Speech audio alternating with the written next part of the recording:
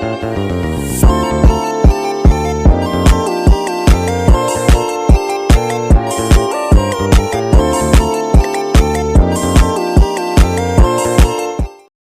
assalamualaikum warahmatullahi wabarakatuh.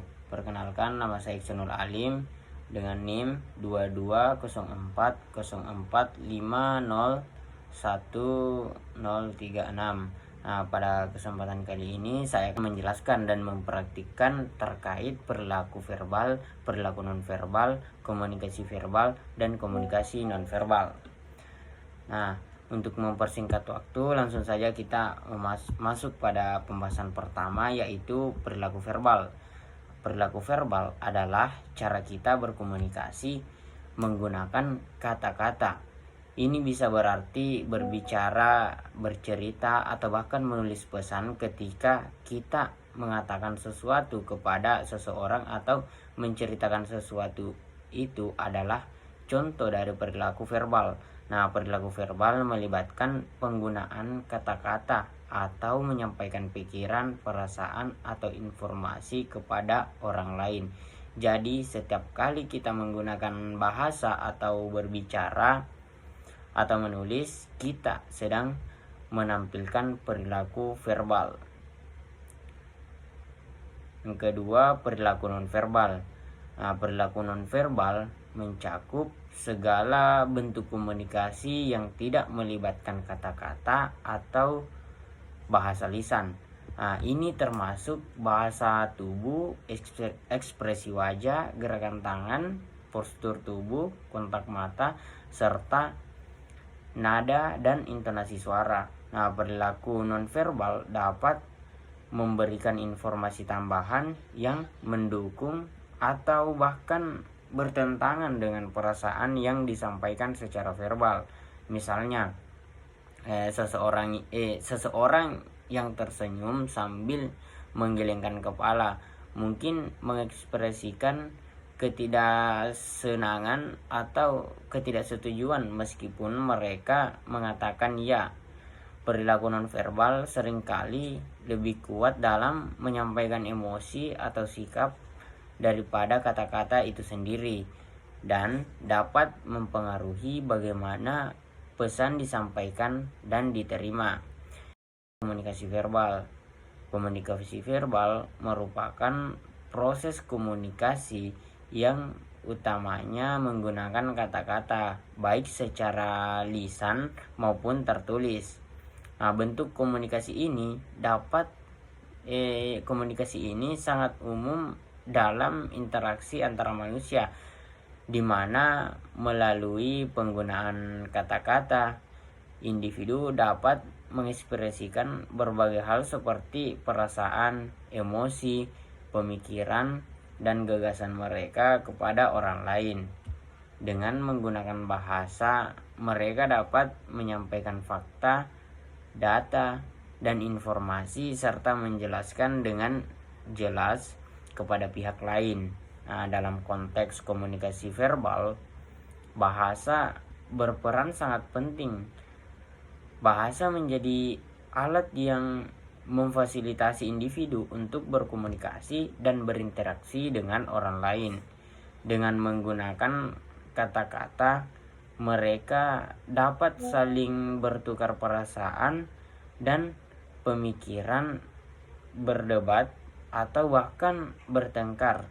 Bahasa juga memungkinkan individu untuk mengungkapkan ide dan konsep secara kompleks, memperluas wawasan, dan membangun pemahaman bersama tentang berbagai topik.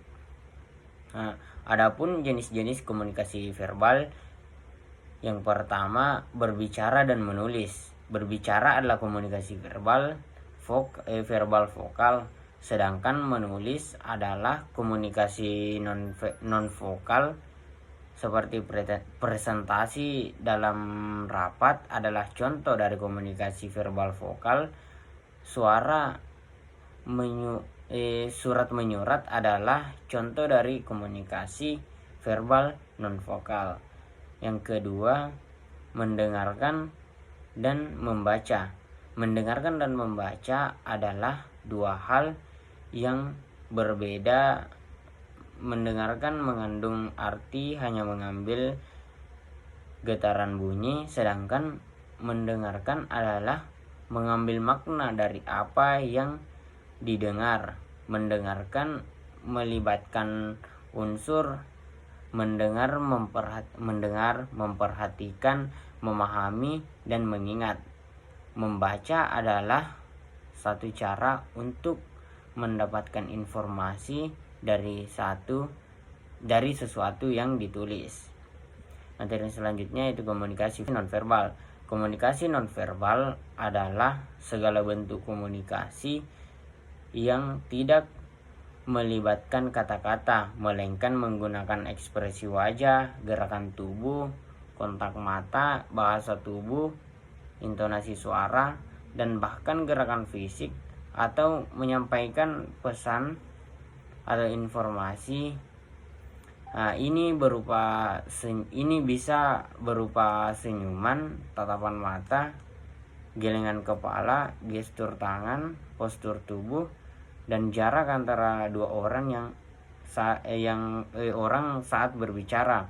Nah, komunikasi nonverbal seringkali memberikan tambahan informasi tentang perasaan, niat, atau makna yang tidak terungkap dalam kata-kata. Misalnya tatapan mata yang intens bisa menunjukkan ketertarikan atau ketegangan, sedangkan senyuman bisa mengekspresikan kesenangan atau persahabatan. Nah, komunikasi nonverbal juga bisa mempengaruhi cara kita memahami dan merespon pesan verbal dari orang lain. Adapun jenis-jenis komunikasi verbal, yang pertama sentuhan atau haptik. Sentuhan atau haptik atau biasa disebut dengan title message merupakan pesan nonverbal, non-visual, dan non-vokal. Nah, alat penerima sentuhan adalah kulit yang mampu menerima dan membedakan berbagai informasi yang disampaikan orang melalui sentuhan. Yang kedua, komunikasi objek. Penggunaan komunikasi objek yang paling sering adalah penggunaan pakaian. Orang sering dinilai dari jenis pakaian yang digunakan, walaupun ini termasuk bentuk penilaian terhadap seseorang hanya berdasarkan persepsi. Contohnya dapat dilihat dari penggunaan seragam oleh pegawai sebuah perusahaan yang menyatakan identitas perusahaan tersebut. Yang ketiga, koremik. Koremik merupakan bagaimana komunikasi nonverbal yang digunakan ketika menggunakan waktu yang berkaitan dengan peranan budaya dalam konteks tertentu. Contohnya, mahasiswa menghargai waktu. Ada kalanya kita mampu menilai bagaimana mahasiswa yang memanfaatkan dan mengaplikasikan waktunya secara tepat dan efektif. Yang keempat, gerakan tubuh atau kinestetik. Gerakan tubuh biasanya digunakan untuk menggantikan suatu kata atau frasa. Beberapa bentuk dari kinestetik yaitu 1.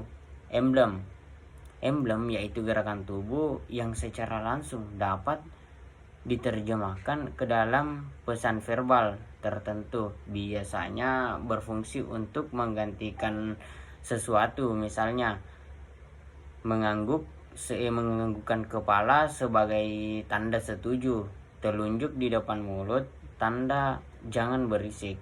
Nah, yang kedua, ilustrator, yaitu gerakan tubuh yang menyertai pesan verbal untuk menggambarkan pesan sekaligus melengkapi serta memperkuat pesan.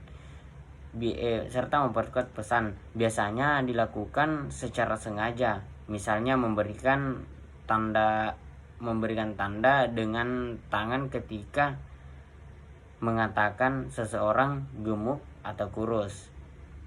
Ketiga, efek display, yaitu gerakan tubuh khususnya wajah yang memperlihatkan perasaan dan emosi seperti misalnya sedih dan gembira, lemah dan kuat, semangat dan kelelahan, marah dan takut. Terkadang digunakan dengan sadar atau tanpa sadar. Dapat mendukung atau berlawanan dengan pesan verbal. Kelima, regulator, yaitu gerakan nonverbal yang digunakan untuk mengatur, memantau, memelihara, atau mengendalikan pembicaraan orang lain. Regulator terkait dengan kultur dan tidak bersifat universal. Misalnya, ketika kita mendengar atau berbicara, kita menggunakan kepala, mengkerutkan bibir, dan fokus mata. Yang kelima, adaptor, yaitu gerakan tubuh yang digunakan atau memuaskan kebutuhan fisik dan mengendalikan emosi. Dilakukan bila seseorang sedang sendirian dan tanpa sengaja, misalnya menggigit bibir, memainkan pensil, garuk-garuk kepala saat sedang cemas dan bingung. Nah, itulah tadi penjelasan terkait perilaku verbal, perilaku nonverbal, komunikasi verbal, dan komunikasi nonverbal.